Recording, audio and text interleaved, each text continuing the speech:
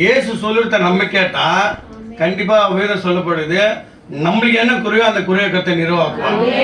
ஏன்னா இது பைபிள் இருக்கிறாங்க. இயேசு சொன்னதை கேட்டாங்க, கர்த்தர் அவங்க குறைகளை கர்த்தர் என்ன பண்ணாரு, நிர்வாகணும். அவங்க நிறைய பிரச்சனை, நிறைய ப்ராப்ளம், நிறைய எப்படி சொல்லுது, எல்லாமே அவங்களுக்கு நம்மளுக்கு போராட்டம், நம்மளுக்கு எப்படி நம்மளுக்கு எப்படி இருக்கிற பிரச்சனையோ அதை விட அதிகமா பிரச்சனை இருக்கு பைபிள்ல.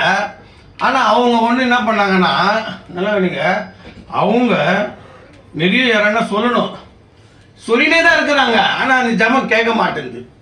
இப்போ நம்மளே என்ன பண்றோம்னா, தினமே ஜபம் பண்றோம், நல்லா பண்றோம், நல்லா பேசுறோம், எல்லாமே தினமும். ஆனா ஆண்டவர் சரியா கேட்க மாட்டேன்றார்.